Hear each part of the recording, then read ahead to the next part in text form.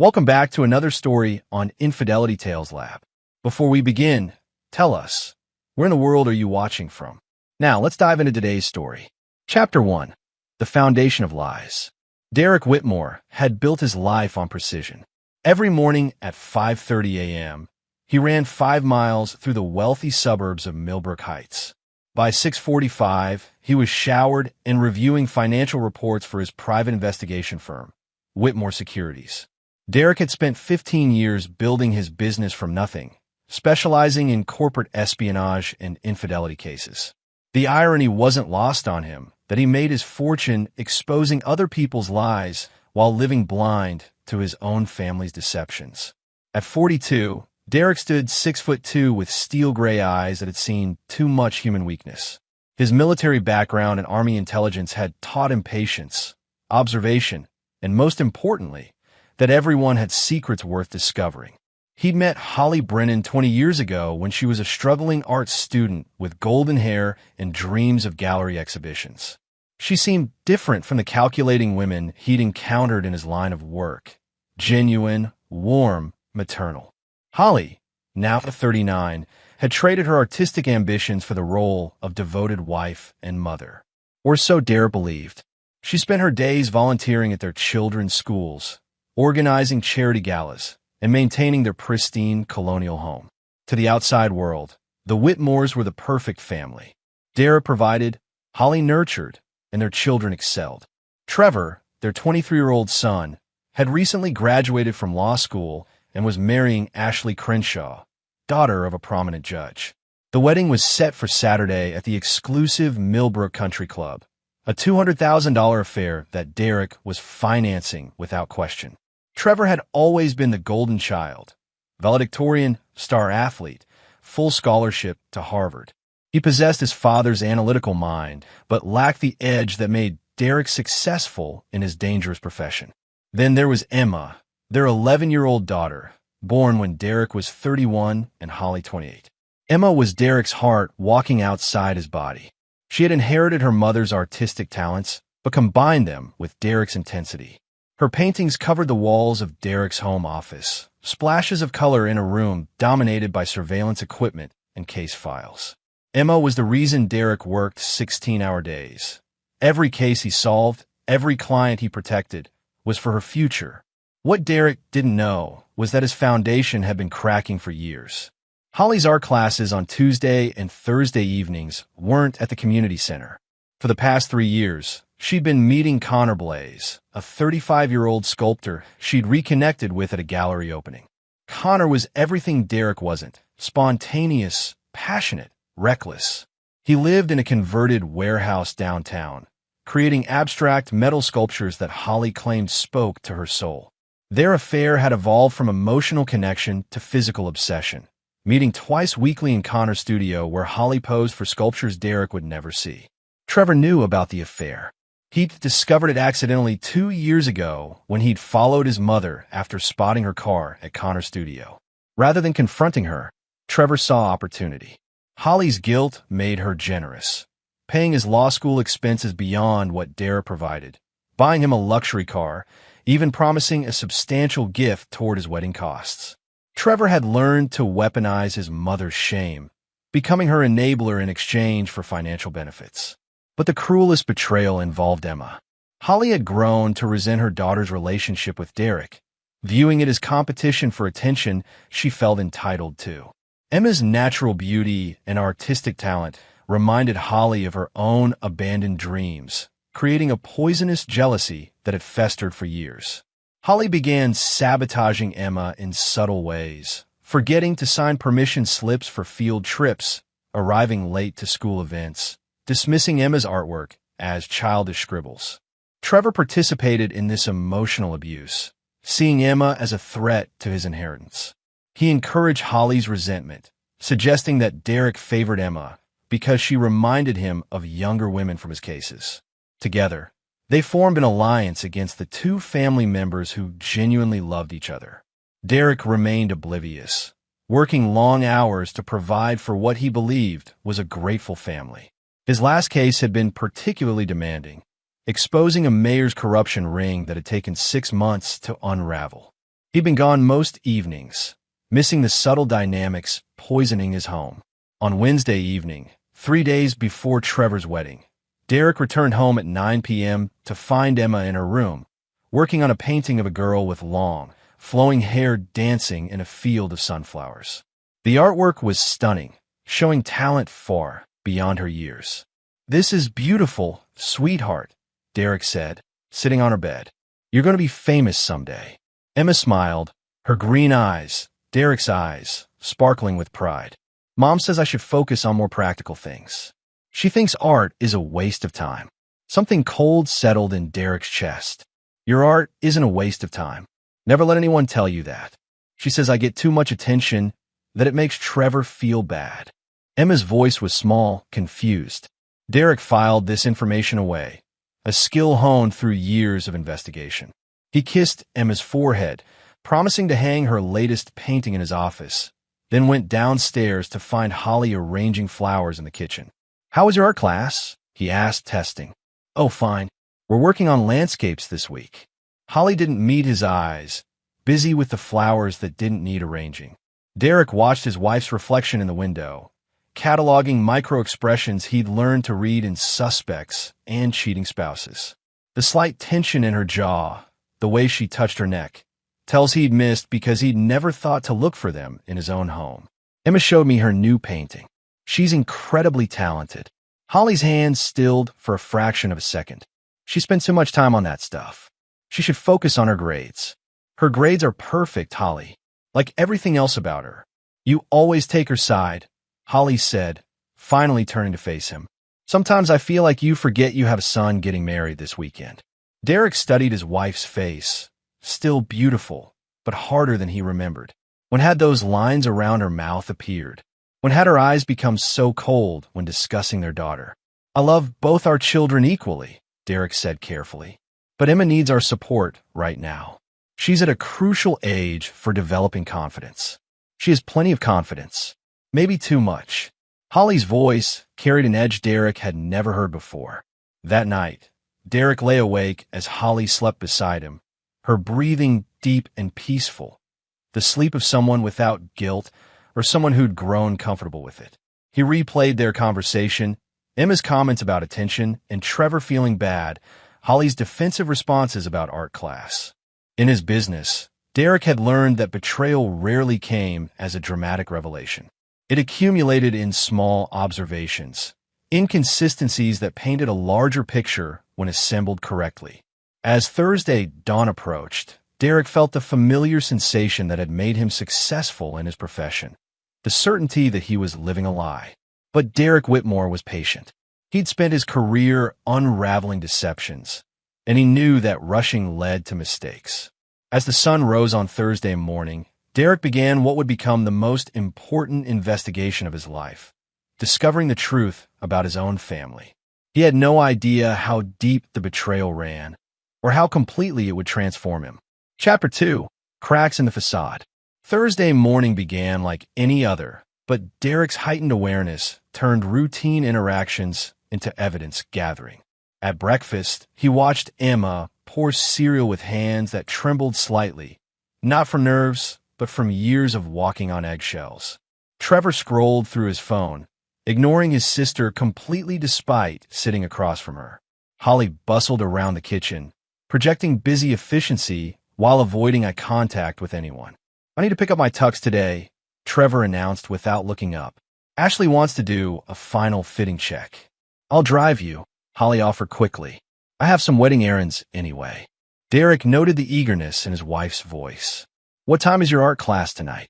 Holly's coffee cup rattled against her saucer. "Actually, they canceled this week. Too close to Memorial Day weekend." Another lie. Derek had called the community center yesterday evening. Their art classes ran year-round except for major holidays. Memorial Day was still 10 days away. "Dad," Emma said quietly, "can you help me pick a dress for the wedding? Mom said all mine are too fancy." Derek looked at his daughter's hopeful face, then at Holly's expression, irritation mixed with something darker. "Too fancy? For your brother's wedding? I just think she should remember this day is about Trevor," Holly said sharply. Some of her dresses are attention-seeking. Emma's face fell. Derek felt that cold sensation in his chest expand. Emma, we'll go shopping this afternoon. You should look beautiful at your brother's wedding. She doesn't need special treatment, Trevor said, finally looking up from his phone. It's not her day. Derek studied his son, the golden child he'd been so proud of, now looking at his sister with casual cruelty. Since when do we not want our family members to look their best at important events? Since some people think everything is about them, Trevor muttered, returning to his phone. The breakfast continued in tense silence. Derek excused himself to his office, closing the door and sitting among Emma's artwork that covered his walls. Her paintings showed a progression of themes over the years. Bright, happy scenes as a younger child, gradually giving way to more melancholic subjects.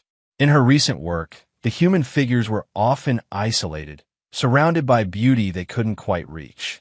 Derek had been so focused on external threats to his family that he'd missed the predators already inside his home. He spent Thursday morning conducting surveillance on his own life. Phone records showed Holly's calls to the community center had stopped 3 years ago, replaced by frequent calls to a number registered to Connor Blaze Studios. Credit card statements revealed charges at expensive restaurants on Tuesday and Thursday evenings, dates that coincided with Holly's supposed art classes. The amounts were always for 2 people. More disturbing were the charges Holly had hidden from him.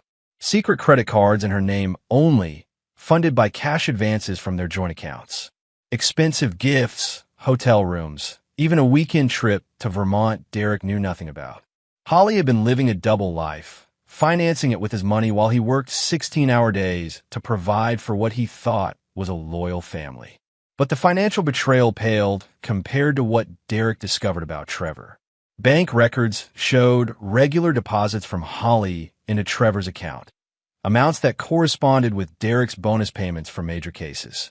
While Derek reinvested his success into Emma's college fund and the family's future, Holly had been siphoning money to Trevor as payment for his silence. Derek's phone buzzed with a text from his assistant. Monica, the Henderson surveillance photos are ready. Want me to email them? Derek had forgotten about the Henderson case, a routine adultery investigation that now felt surreal given his own circumstances. Send them over.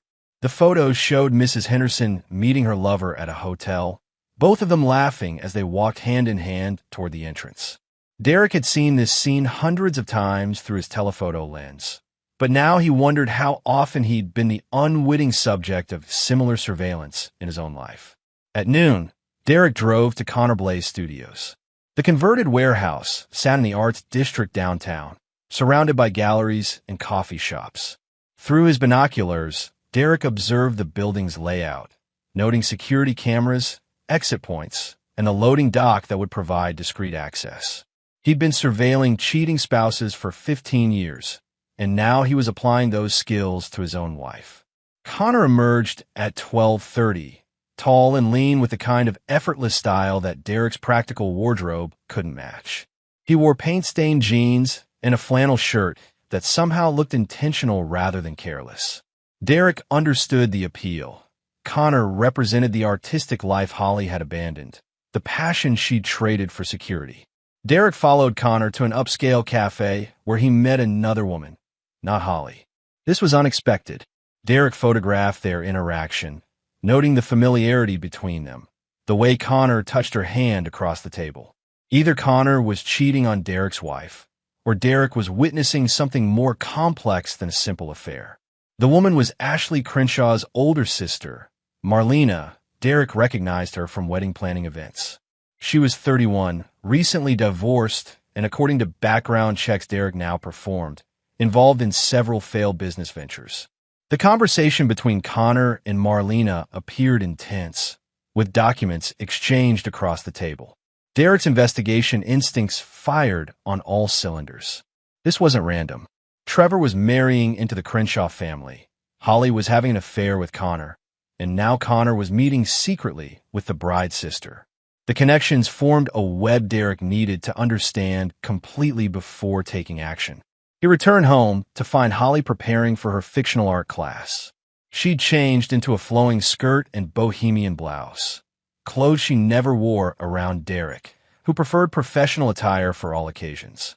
"You look nice," Derek said, watching her reaction. "Just felt like wearing something different." Holly checked her reflection, adjusting her necklace, a piece Derek didn't recognize. "New jewelry? This old thing? I've had it forever." Another lie. Derek's trained, I had cataloged every piece of jewelry he'd given Holly over 20 years of marriage. This necklace was new, expensive, and not his style. "Pick up anything special for Emma while you were out with Trevor?" Holly's face tightened. "We didn't have time. Trevor's fitting took longer than expected." Derek nodded, filing away the information. "I'll take Emma shopping tomorrow after school. She needs something special for the wedding. Don't go overboard. She's 11, not the bride." The contempt in Holly's voice was barely concealed now. Derek wondered how long she'd felt this way about their daughter, how many moments of cruelty he'd missed while building his business empire. After Holly left for her rendezvous with Connor, Derek found Emma in the living room watching television alone. Trevor was upstairs on a conference call with his fiancée, planning last-minute wedding details with the casual entitlement of someone who'd never questioned his privileged position. "Emma, can you help me with something in the office?" Emma brightened, following Derek to his sanctuary filled with her artwork. He pulled out a new case file and legal pad, making a show of organizing papers. "I'm working on a case about a family," Derek said carefully. "Sometimes people closest to us aren't who we think they are. Have you ever felt like someone was being mean to you, but hiding it from other people?" Emma's face went pale. "What kind of mean?" "Maybe saying things that hurt your feelings, but only when certain people aren't around. Or making you feel bad about things you should feel good about." Emma bit her lip, looking at her paintings on Derek's walls. "Mom says I'm selfish for hanging my pictures everywhere. She says it makes Trevor feel bad because he's not artistic." "When does she say things like that?" "When you're working late. She says I take up too much of your attention, that I need to remember I'm not the only child." Emma's voice dropped to a whisper. "Sometimes Trevor agrees with her. He says I should be more grateful for everything you do for our family instead of always wanting praise for my pictures." Derek felt something fundamental shift inside him, a cold, calculating rage that had made him lethal in military intelligence and ruthless in business. His family wasn't just betraying him. They were emotionally abusing his daughter, systematically breaking down her confidence while he worked to provide for their comfort. "Emma, I want you to know that you're not selfish. Your art is beautiful, and you deserve praise for your talent. Never let anyone tell you otherwise." Emma's eyes filled with tears. "But what if they're right? What if I am too much?" Derek knelt beside his daughter's chair, looking directly into eyes that mirrored his own. "Listen to me carefully. You're not too much. You are exactly enough. And anyone who tries to make you feel otherwise is wrong." That night, Derek sat in his office long after the house had gone quiet. Holly returned from her art class at 10:15 p.m., her hair slightly mussed and her lips swollen in a way Derek recognized from their early marriage. She went straight to the shower, washing away evidence of her betrayal while Derek planned their destruction. Derek Whitmore had exposed corruption, brought down criminal enterprises, and destroyed careers through careful investigation and strategic action. He'd never applied those skills against people he loved, but love had proven to be a luxury he could no longer afford. His family had declared war on him and Emma through their betrayal and cruelty. Now Derek would show them why he'd never lost a case, why his enemies feared him, and why mercy was a gift he reserved for those who deserved it. Tomorrow was Friday. The wedding was Saturday. Derek had 24 hours to uncover the full scope of their deceptions and put his plan into motion. He opened a new case file and wrote Whitmore Family on the tab. For the first time in his career, Derek was investigating people he'd once loved. It would be the most important case of his life, and the last one where he fought for justice instead of revenge. Chapter 3: The Point of No Return. Friday morning arrived gray and cold, matching Derek's mood as he prepared for what would become the most crucial day of his investigation.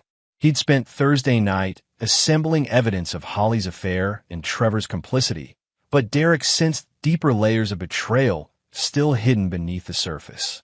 His military training had taught him that successful operations required complete intelligence before striking, and Derek was nothing if not thorough. Emma came down for breakfast in a yellow sundress, her long auburn hair braided carefully, a style Derek recognized as her own work since Holly had stopped helping with such things months ago. She moved quietly, almost invisibly, as if trying not to take up space in her own home. "Morning, sweetheart," Derek said, pouring orange juice in her favorite glass, one painted with sunflowers that she'd made in art class 2 years ago. "Morning, Dad." Emma's smile was tentative, still uncertain after their conversation yesterday. "Are we still going dress shopping today?" "Absolutely. Right after school." Holly entered the kitchen wearing designer workout clothes. Another detail Derek noted since Holly rarely exercised. "I thought Emma already had plenty of dresses. She needs something special for Trevor's wedding," Derek said evenly. "It's an important family occasion. Some families know when to step back and let others shine," Trevor announced, walking into the kitchen wearing an expensive suit Derek didn't remember buying him. Derek studied his son, really looked at him for perhaps the first time in years. Trevor had grown into a handsome young man with Derek's height and Holly's refined features. But there was something cold in his expression when he looked at Emma. It was subtle, a tightening around his eyes, a slight curl to his lip, but Derek's trained observation skills caught every micro-expression. "Emma should always shine," Derek said quietly. "She's family." "She's 11, Trevor replied. "The wedding isn't about her." "Family events are about all of us," Derek countered, watching Trevor's face redden slightly. "Emma has every right to look beautiful at her brother's wedding." "Whatever," Trevor muttered, grabbing a protein bar and heading toward the door. "Ashley wants to rehearse dinner seating tonight. We'll be late." Holly kissed Trevor's cheek. "Have a wonderful day, honey. Tomorrow will be perfect." The warmth in Holly's voice when speaking to Trevor contrasted sharply with her indifference toward Emma. Derek logged this observation along with dozens of others, building a comprehensive picture of his family's dynamics. After Trevor and Holly left, Derek drove Emma to school, using the time to probe gently for more information. "Emma, you mentioned Mom thinks your dresses are too fancy. When did she say that?" "A few weeks ago. She was going through my closet and said I had too many pretty things, that it wasn't fair to other children." Emma stared out the window. "She gave away 3 of my favorite dresses to charity without asking." Derek's grip tightened on the steering wheel. Those dresses had been gifts from him, chosen specifically because Emma had admired them in store windows. Holly had no right to dispose of them without consultation. Did she explain why she thought it wasn't fair? "She said some children don't have nice things, so I shouldn't have so many. But then she bought Trevor a new suit that cost more than all my dresses combined." Emma's voice was matter-of-fact, as if she'd already accepted this unfairness as normal. Derek pulled into the school drop-off lane, turning to face his daughter. "Emma, I want you to understand something. There's nothing wrong with having nice things when we can afford them. There's nothing wrong with looking beautiful. And there's definitely nothing wrong with being proud of your talents." Emma nodded, but Derek could see she didn't entirely believe him. Years of subtle messaging from Holly and Trevor had done their damage, creating doubt where confidence should flourish. "After school, we're getting you the most beautiful dress in the store," Derek promised. "You're going to look like a princess tomorrow." For the first time in days, Emma's smile reached her eyes. "Really? Really?" "And Emma, from now on, before anyone gives away your things or tells you to change who you are, they come through me first." "Understood." Emma nodded enthusiastically, grabbing her backpack and heading towards school with lighter steps than Derek had seen in months. Derek spent Friday morning conducting deeper surveillance on Connor Blaze. The sculptor studio was busier than expected, with several visitors throughout the morning. Derek photographed each arrival and departure, running license plates through his professional databases. The visitors included Marlena Crenshaw, a lawyer Derek didn't recognize, and surprisingly, a man Derek knew from his own professional circles. Vincent Torino, a private investigator who specialized in inheritance disputes and family law cases. This connection troubled Derek deeply.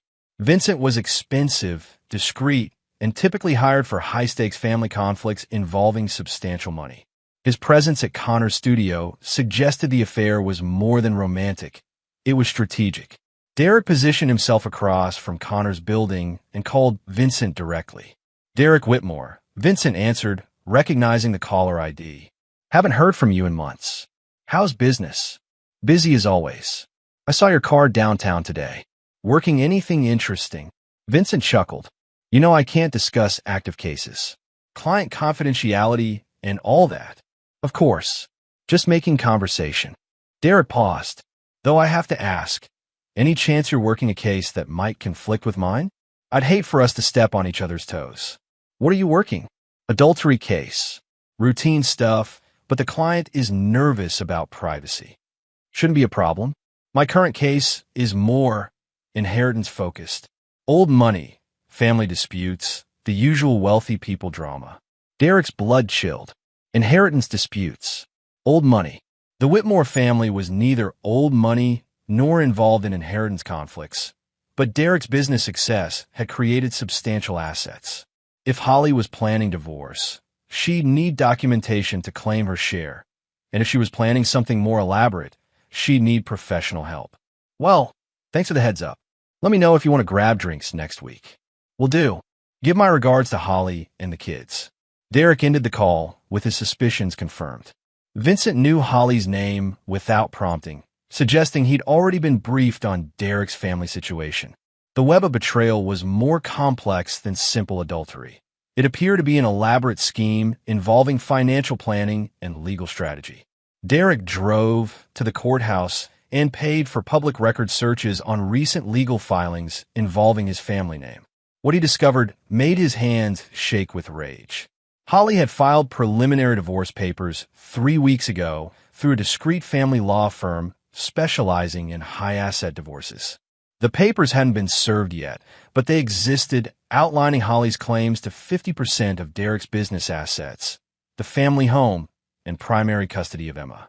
The filings cited irreconcilable differences and claimed Derek's work schedule constituted emotional abandonment of his family. More damaging were the supporting documents Holly's lawyer had prepared. Statements from Trevor claiming Derek showed favoritism toward Emma and neglected his son's emotional needs. Testimony from Holly alleging Derek's work with dangerous criminals made him an unfit father. Even a psychological evaluation request suggesting Derek's military background indicated potential violent tendencies. They were painting Derek as an absent, potentially dangerous father while positioning Holly as the protective mother and Trevor as the neglected victim. Emma was being used as a pawn. If Holly gained primary custody, she could move Emma away from Derek's influence while continuing to receive substantial child support payments. Derek sat in his car outside the courthouse, processing the full scope of their betrayal. Holly wasn't just cheating. She was systematically destroying his relationship with his children while positioning herself for financial gain. Trevor wasn't just complicit. He was actively participating in character assassination against his own father. They had weaponized Emma's affection for Derek, planning to use custody arrangements to control his access to the daughter who meant everything to him. They were prepared to traumatize an 11-year-old girl to secure financial advantage in divorce proceedings.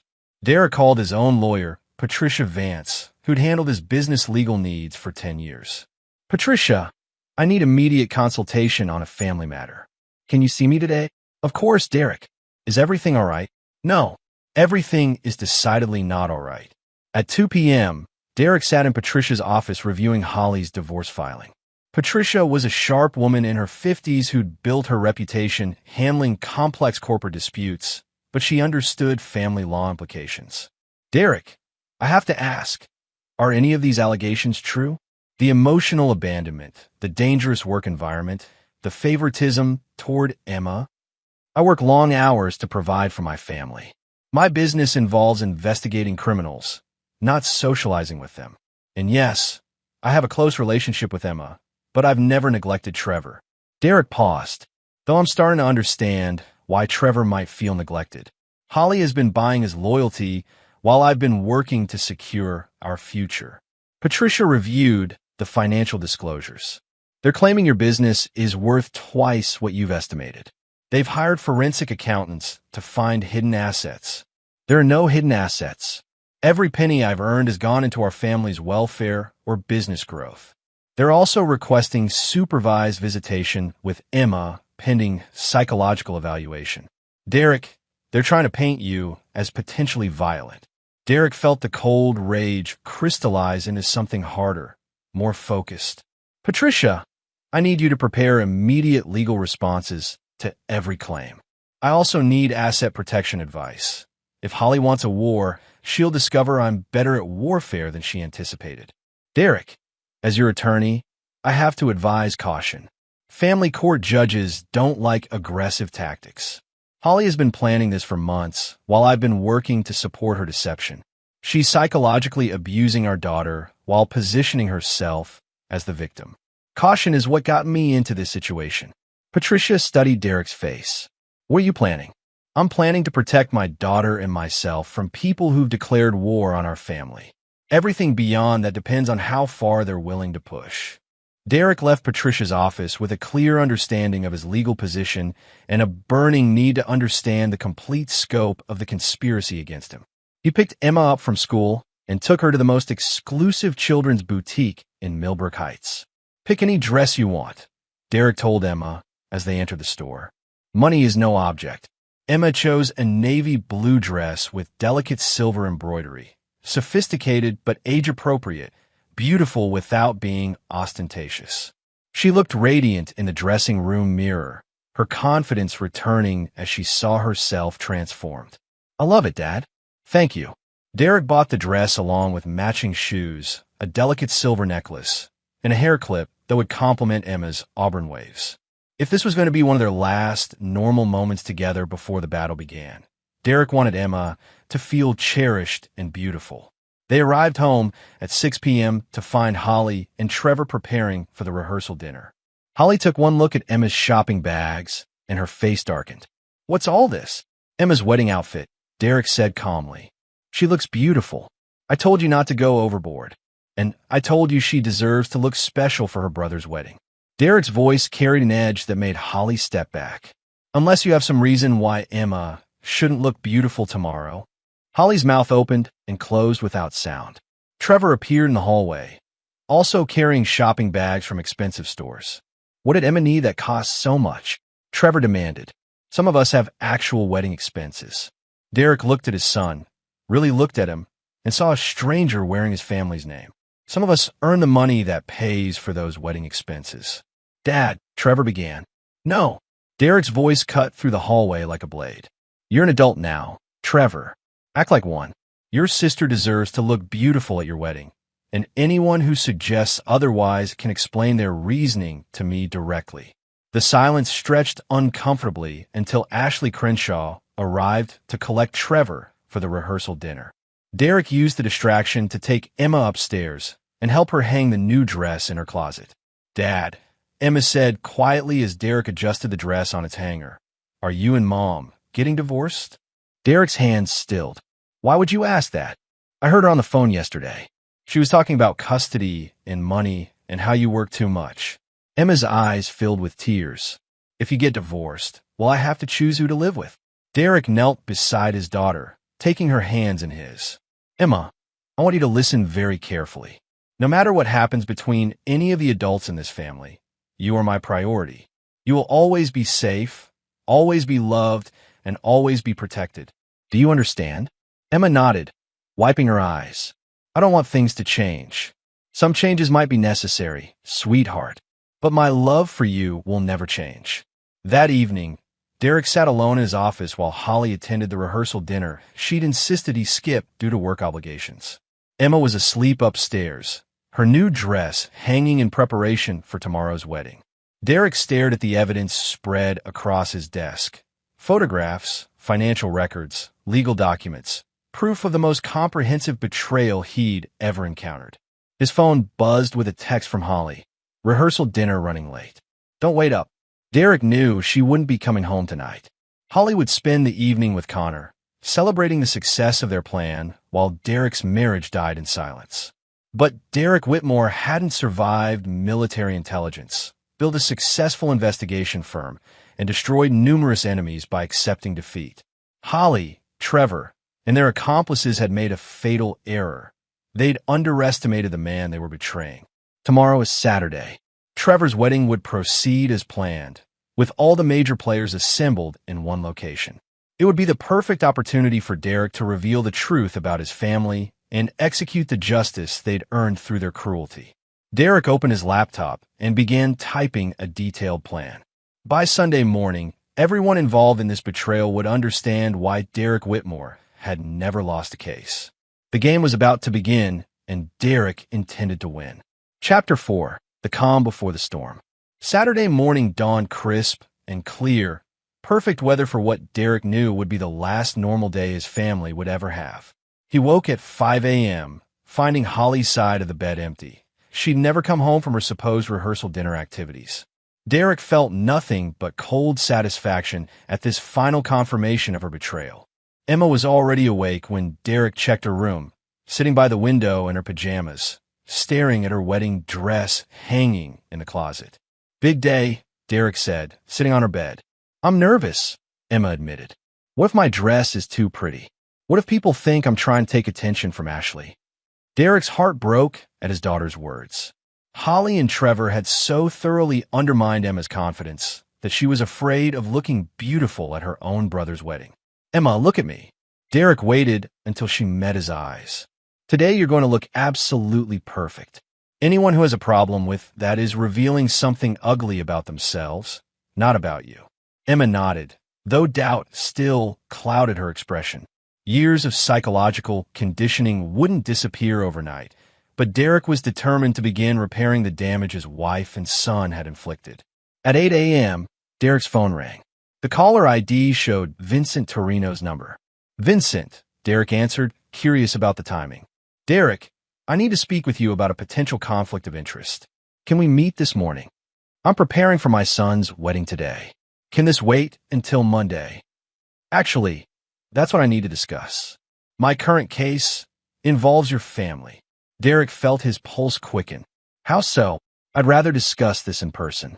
Can you meet me at Brennan's Cafe in 30 minutes? It's important." Derek agreed, telling Emma he had a quick errand before the wedding preparations began. He found Vincent waiting in a corner booth, looking uncomfortable. "Derek, I owe you the courtesy of full disclosure," Vincent began without preamble. 3 weeks ago, Holly hired me to conduct surveillance on you." Derek kept his expression neutral despite the fury building inside him. "Surveillance for what purpose?" "She claimed you were having an affair. Said she needed documentation for divorce proceedings." Vincent shifted uncomfortably. "The thing is, Derek, after 3 weeks of following you, I have absolutely no evidence of any affair. Your behavior has been completely consistent with a devoted father and hard-working businessman. Then why are you telling me this now?" "Because yesterday, Holly asked me to fabricate evidence.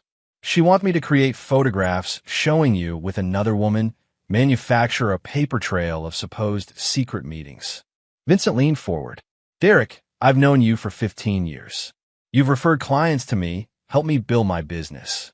I can't participate in framing you." Derek felt a piece of the puzzle click into place. "She's planning to present fabricated evidence in divorce court. That's my assessment. She's also been working with Connor Blaze to establish timeline alibis for herself while I was supposed to be documenting your fictional affair." Vincent paused. "Derek, there's more. Marlena Crenshaw hired me 2 months ago to investigate your business finances. She's looking for ways to access your assets through Trevor's marriage to Ashley." The scope of the conspiracy was breathtaking. Holly wasn't just planning a divorce. She was orchestrating a complete financial destruction involving the Crenshaw family, Connor Blaze, and professional investigators. "What did you tell Marlena about my finances?" "Nothing. I don't investigate friends, and I don't fabricate evidence for anyone." Vincent slid a folder across the table. "This is everything Holly asked me to create, along with documentation of her requests. Consider it my resignation from her employment." Derek opened the folder to find sophisticated forgeries, photographs showing him with various women in compromising situations, credit card statements for hotel rooms he'd never rented, even fake text message conversations. The level of detail was professional, designed to be credible in court proceedings. Vincent, I appreciate your honesty. Who else knows about this? Just Holly and Connor as far as I know. Though Marlena Crenshaw has been asking pointed questions about when the fabricated evidence would be available. Derek closed the folder, his mind racing through implications. One more question. Do you know anything about plans for today's wedding specifically? Vincent hesitated. Holly mentioned wanting to create a public scene that would support her claims about your temper. Something about provoking you in front of witnesses. Derek felt the last piece of the puzzle fall into place. Today's wedding wasn't just a celebration. It was a carefully orchestrated trap designed to destroy his reputation and provide evidence for Holly's divorce proceedings. Vincent, I need a favor. Can you document today's events from a neutral perspective?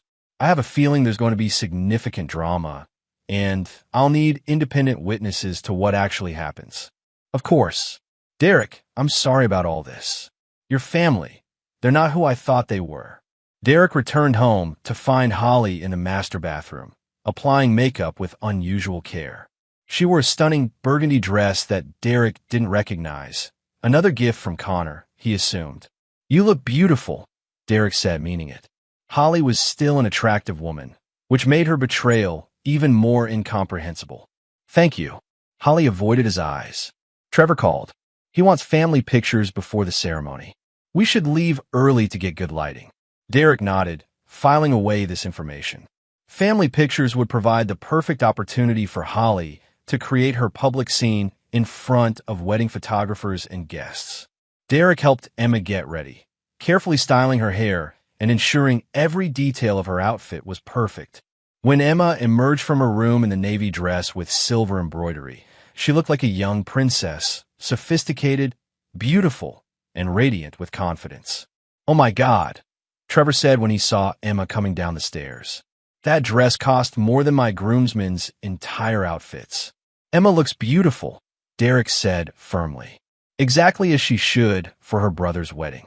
Holly appeared beside Trevor, her face darkening when she saw Emma's transformation. It's very mature for an 11-year-old. It's perfect, Derek countered. Emma, you look absolutely stunning. Emma beamed under her father's praise, but Derek noticed her uncertainty return under Holly and Trevor's disapproving stares. This dynamic had been playing out for years, Derek building Emma's confidence while Holly and Trevor systematically undermined it. The drive to Millbrook Country Club passed in tense silence. Derek used the time to observe his family's dynamics with fresh eyes, cataloging every microaggression and subtle cruelty he'd previously missed. Holly and Trevor communicated through glances and gestures, clearly planning something Derek wasn't privy to. At the country club, Derek immediately noticed the staging of events. Holly guided the family toward the outdoor terrace where photographers were waiting, positioning everyone for what appeared to be casual pre-ceremony pictures. But Derek spotted Vincent Torino among the early arriving guests, discreetly documenting the scene as promised. Derek, Holly called sweetly, come stand with your family. We want some nice pictures before the chaos begins. Derek joined the group, noting how Holly positioned herself and Trevor on one side with Emma and Derek on the other. Visual separation that would read clearly in photographs. The photographer, clearly briefed by Holly, focused on shots that emphasized the family division. Emma, sweetheart, the photographer said, maybe step back a little. You're blocking some of the beautiful background. Derek stepped forward. Actually, Emma should be front and center. She looks beautiful today. Holly's jaw tightened almost imperceptibly. Derek, we're trying to get professional photos. Maybe let the photographer direct. The photographer works for our family, Derek replied calmly. Emma is part of this family. She belongs in every shot. Trevor moved closer to Holly, creating a more obvious visual separation. Dad, you're being difficult. Just let them take the pictures. Derek felt the trap beginning to close around him. Holly was creating a scene designed to make him appear controlling and unreasonable in front of witnesses and cameras. Every response Derek made would be twisted to support her narrative about his problematic behavior. Emma, Derek said quietly, go stand wherever you feel comfortable. This is your family too. Emma moved closer to Derek, instinctively seeking protection from the tension she could feel but couldn't understand. The photographers captured everything. Derek and Emma standing together while Holly and Trevor maintained distance. Derek's protective stance, the visible family division. Ashley Crenshaw appeared with her parents, Judge Robert Crenshaw and his wife Eleanor. Derek had met them several times during wedding planning, finding them pleasant if somewhat pretentious. What Derek hadn't known was their connection to Holly's conspiracy through Marlena. "What a beautiful family," Eleanor Crenshaw gushed, though Derek caught her assessing, gaze lingering on Emma's dress with obvious calculation. "Emma, you look so grown up. That dress is quite sophisticated." "Thank you," Emma said politely, though Derek noticed her confidence wavering under the scrutiny. "Perhaps a bit too sophisticated for a child's wedding attire," Judge Crenshaw added with a slight smile that didn't reach his eyes. "But I'm sure her father chose it with the best intentions." Derek recognized the subtle attack, suggesting he was inappropriate in his clothing choices for Emma, planting seeds of doubt about his judgment as a father. These people had clearly been briefed on Holly's strategy. "Emma chose the dress herself," Derek said calmly. "She has excellent taste." "Of course she does," Marlena Crenshaw said, joining the group. "Children often have such interesting perspectives on appropriate attire." The word appropriate hung in the air like an accusation. Derek was beginning to understand the full scope of what Holly had planned. A coordinated attack on his character by multiple witnesses, all designed to support her claims about his poor judgment and difficult personality. Derek's phone buzzed with a text message from an unknown number behind the rose garden. "Come alone. Important information about today." Derek excused himself from the photo session, walking toward the back of the country club grounds where an elaborate rose garden provided privacy from the main event areas. He found a young woman waiting nervously by the fountain, someone Derek didn't recognize, but who clearly knew him. "Mr. Whitmore? I'm Jessica Chong, Connor Blaze's studio assistant." She looked around nervously. "I needed to warn you about something." Derek felt his pulse quicken. "What kind of warning?" "Connor has been planning something for today.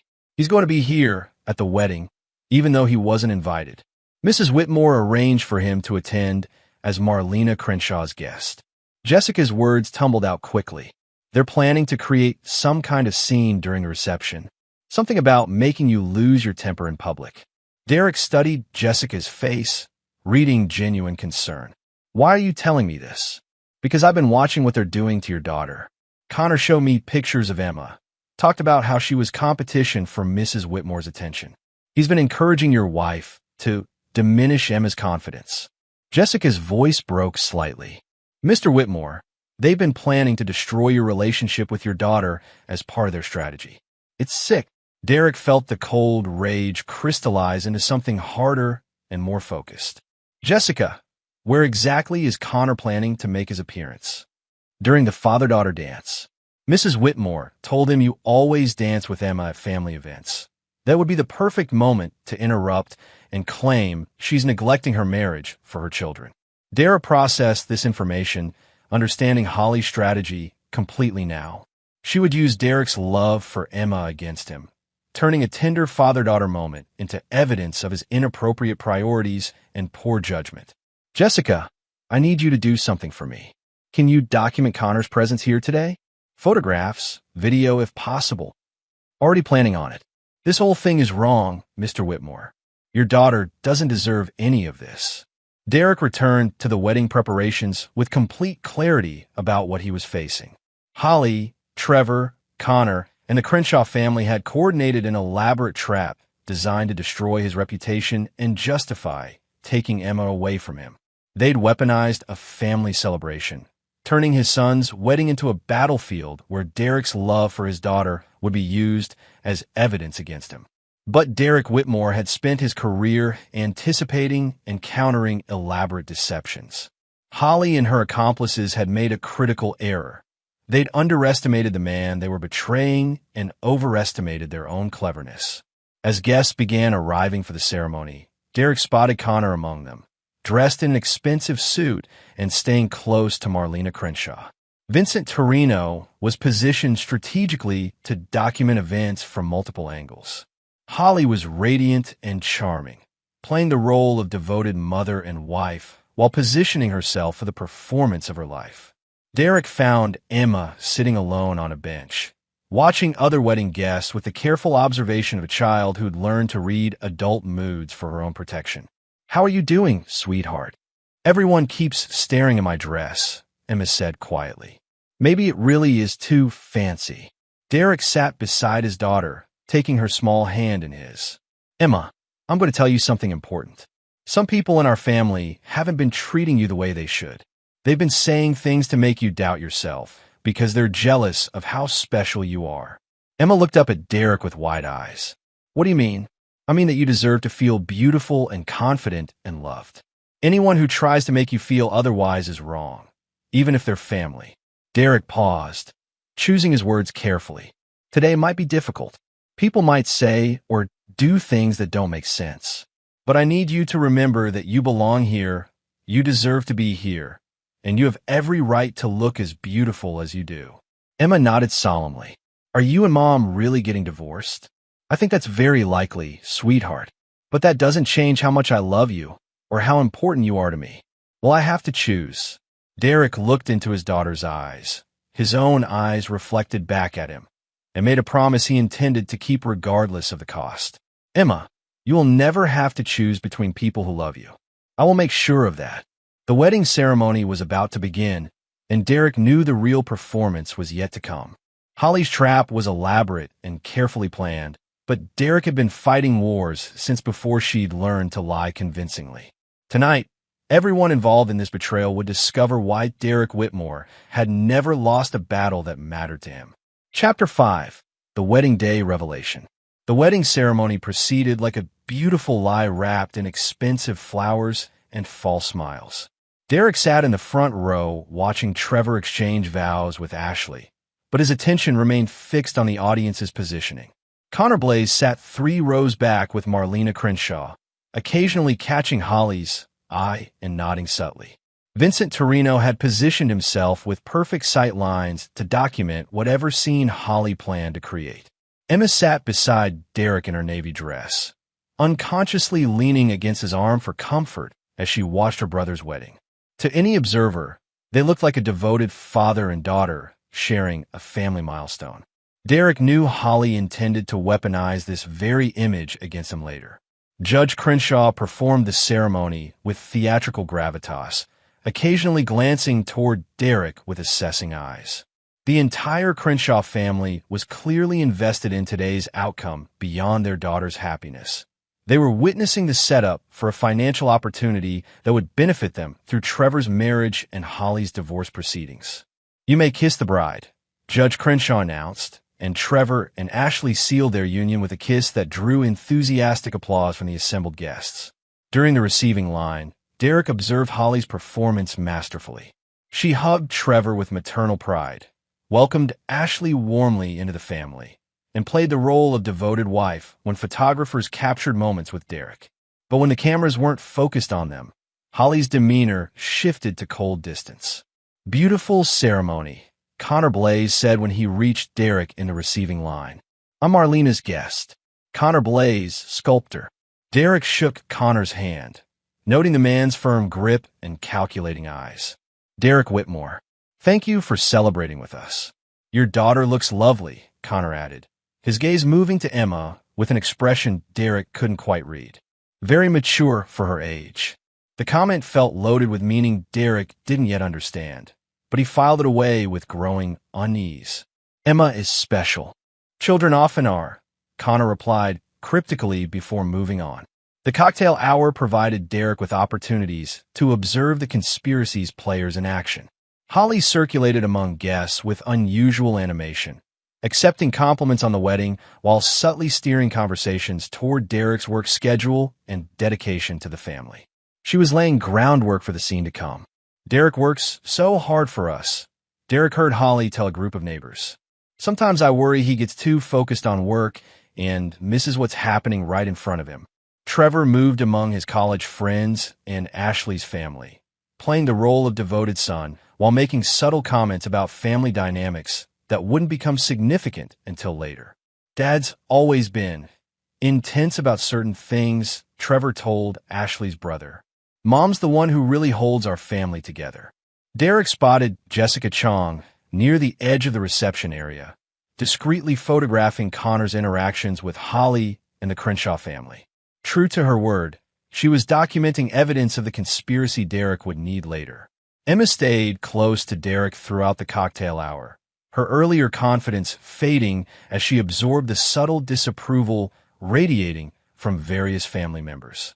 Derek noticed Judge Crenshaw's wife making pointed comments about age-appropriate attire for children, while Marlena Crenshaw asked Emma probing questions about her relationship with her father.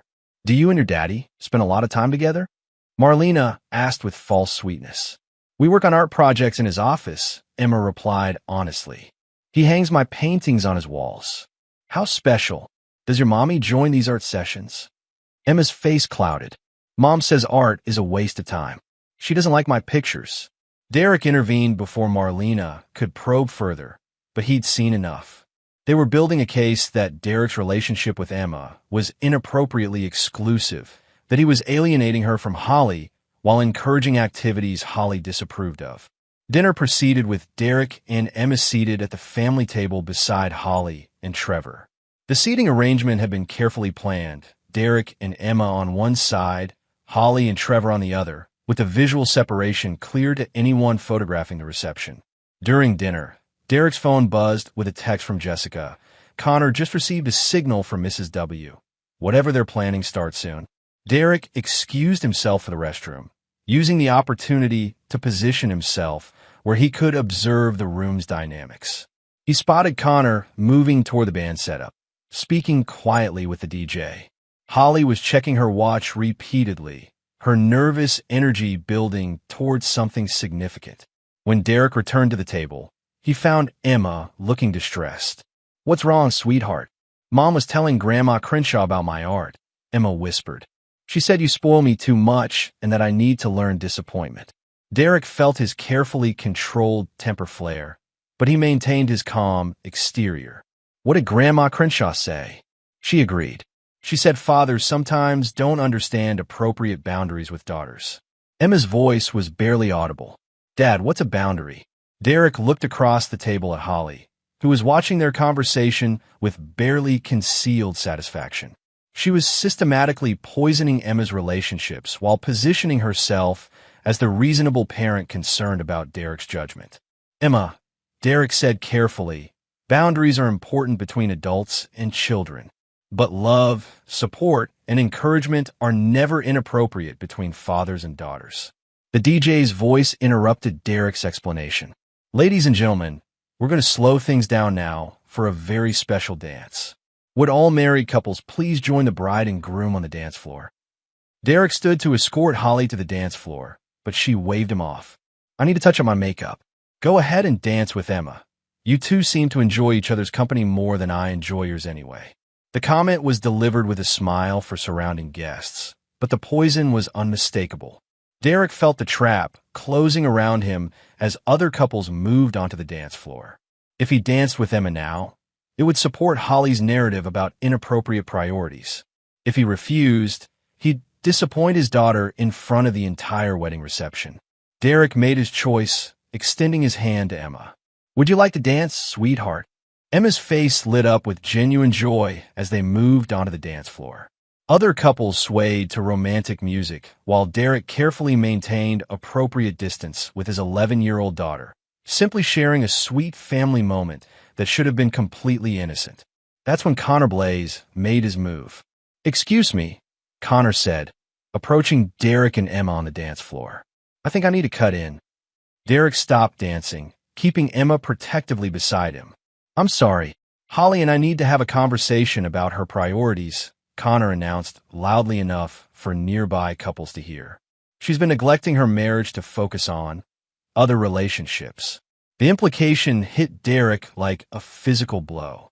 Connor was suggesting that Derek's relationship with Emma was somehow inappropriate, that Holly was justified in seeking attention elsewhere because her husband was overly focused on their daughter. "I think you're confused," Derek said evenly, though rage was building behind his calm exterior. "Am I?" Holly tells me you spend every evening in your office with Emma, that you buy her expensive gifts while ignoring your wife's needs. Connor's voice carried across the dance floor, drawing attention from other couples and guests at nearby tables. Derek felt Emma's hand tighten in his as she sensed the danger in Connor's words. Around them, other couples had stopped dancing to watch the confrontation unfold. "I think you should leave," Derek said quietly. "Actually, I think Holly should leave with me. She deserves a man who appreciates her instead of obsessing over his daughter like some kind of." Derek's military training kicked in before Connor could finish the sentence. In one fluid motion, Derek released Emma's hand, stepped forward, and delivered a precise strike to Connor's throat that dropped him to his knees without making a sound. The dance floor erupted in chaos as guests screamed and scattered. Connor clutched his throat, gasping for air but unable to speak. Derek stood over him with the calm of a man who'd neutralized threats more dangerous than a sculptor with delusions of courage. "Derek!" Holly screamed, running onto the dance floor. "What have you done?" Judge Crenshaw appeared beside Holly, his face grave with judicial authority. "Mr. Whitmore, I witnessed you assault this man without provocation." Derek looked around the dance floor, seeing exactly what Holly had orchestrated. Dozens of witnesses, multiple photographers, and a federal judge had all witnessed Derek apparently losing his temper and attacking an innocent wedding guest. It was perfect evidence for Holly's divorce proceedings, proof that Derek was violent, unstable, and potentially dangerous to his family. Emma stood frozen in the center of the chaos, tears streaming down her face as she watched her father become the villain in a story she didn't understand. "Dad," Emma whispered, reaching toward Derek. "Stay away from him, Emma," Holly commanded, positioning herself between Derek and their daughter. "He's dangerous." Trevor appeared beside Holly, his face a mask of righteous anger. "Dad, you need to leave. Now, before someone calls the police." Derek looked at his son, the golden child he'd supported through Harvard Law School, whose wedding he'd financed without question, and saw nothing but cold calculation. Trevor wasn't shocked by Derek's violence. He was satisfied by it. Vincent Torino pushed through the crowd, helping Connor to his feet. "I think we should call the authorities," Vincent announced. "This man just committed assault in front of 50 witnesses." Derek realized Vincent had been part of the setup all along. His morning confession had been theater designed to make Derek trust him while positioning Vincent to document the planned confrontation. "I'm calling 911, Judge Crenshaw declared, producing his phone with theatrical authority. Derek looked around the circle of faces. Holly's triumphant satisfaction, Trevor's cold approval, Connor's gasping recovery, the Crenshaw family's coordinated outrage, Vincent's false concern. They had orchestrated this moment perfectly, turning Derek's love for Emma into evidence of his dangerous instability. But as Derek stood in the center of their trap, watching Emma cry in confusion and fear, he felt something unexpected, relief. For the first time in months, Derek saw his enemies clearly. No more wondering about Holly's loyalty. No more hoping Trevor would remember his father's love. No more questioning his own perceptions. Holly, Trevor, Connor, and their accomplices had declared war on Derek and Emma. Now Derek could stop pretending they were family and start treating them as what they truly were, enemies who had earned his complete and ruthless attention. "You're right," Derek said calmly, addressing the assembled crowd. "I should leave." Derek walked past Connor, who was still clutching his throat and glaring with hatred. He paused beside Holly, speaking quietly enough that only she could hear. "Congratulations on your performance. I hope you enjoyed it, because it's the last time you'll ever surprise me." Derek knelt beside Emma, who was trembling in her beautiful navy dress. "Emma, I need you to listen carefully. None of this is your fault, and none of this changes how much I love you." "Derek, get away from her," Holly snapped. "You're scaring her." Derek stood slowly, his eyes moving from Holly to Trevor to Connor, and finally to Judge Crenshaw. "I'll be in touch about custody arrangements. Holly, I think you'll find that proving I'm an unfit father is more difficult than you've assumed." Derek walked out of the Millbrook Country Club with the dignity of a man who'd finally seen his enemies clearly. Behind him, Holly was already spinning the story for gathered guests, painting herself as the long-suffering wife finally free from her dangerous husband's control. But Derek was no longer the confused, betrayed husband Holly thought she destroyed.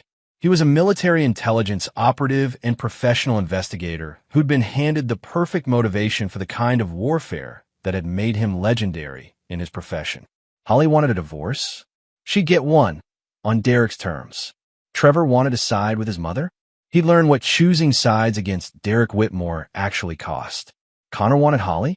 He'd discover that Derek's patience had limits, and those limits had been permanently exceeded. The wedding was over, but the war was just beginning. Chapter 6. The Night She Lost Everything. Derek drove home in the silence of his sedan, his hands steady on the wheel despite the adrenaline still coursing through his system. The country club receded in his rearview mirror along with 20 years of illusions about his family. For the first time since discovering Holly's affair, Derek felt completely clear about his path forward. He had perhaps 6 hours before Holly returned home with Emma, probably accompanied by Trevor and possibly some of the Crenshaw family for moral support. 6 hours to transform his house from a family home into a fortress. 6 hours to implement the first phase of a war plan that would systematically destroy everyone who had betrayed him. Derek's first stop was his home office, where Emma's paintings covered the walls like accusations of innocence in a world that had shown none. He removed every piece of Emma's artwork, carefully packing them in protective sleeves. If Holly gained temporary custody through her manufactured evidence, Derek wouldn't leave his daughter's creations vulnerable to Holly's resentment. Next, Derek accessed his professional surveillance equipment, cameras, recording devices, tracking technology that his investigation firm used for corporate espionage cases. If Holly wanted to play games with evidence, Derek would ensure every conversation in his house was documented from this point forward. While installing hidden cameras throughout the main floor, Derek's phone rang. The caller ID showed Patricia Vance, his attorney. "Derek, I just received an emergency call from Judge Crenshaw. He's filing a restraining order against you, claiming you assaulted a wedding guest and pose a danger to your family." Derek continued adjusting a micro camera while speaking. "Patricia, I want you to request all video footage from tonight's wedding. The country club has security cameras, and I guarantee multiple guests recorded the incident. I also want background checks on Connor Blaze, Vincent Torino, and all members of the Crenshaw family. Derek, you need to take this seriously. Judge Crenshaw has significant influence in family court. If he's willing to testify against you. Patricia, Judge Crenshaw's daughter, will marry my son tonight. His financial interests are aligned with Holly's divorce settlement, not with justice." Derek paused his work, focusing completely on the phone call. "How quickly can you get me emergency custody of Emma?" "Custody? Derek, you just assaulted someone at a wedding. No judge is going to award you custody right now.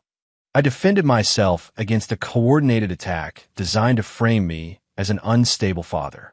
There's a difference." Derek resumed, installing equipment. "Patricia, I'm going to send you evidence over the next few days that will change your perspective on this situation. Holly isn't the victim here. Emma is." Derek ended the call and continued his preparations. By midnight, his house was equipped with comprehensive surveillance that would capture every conversation, every movement, every moment of Holly's performance when she returned. Derek's phone buzzed with a text from Jessica Chong. "Mrs. W stayed at the club with Connor. They're planning something for tomorrow morning. Thought you should know." Derek typed back, "Document everything. I'll make it worth your while." At 1 a.m., Derek sat in his office reviewing the evidence he'd accumulated over the past week.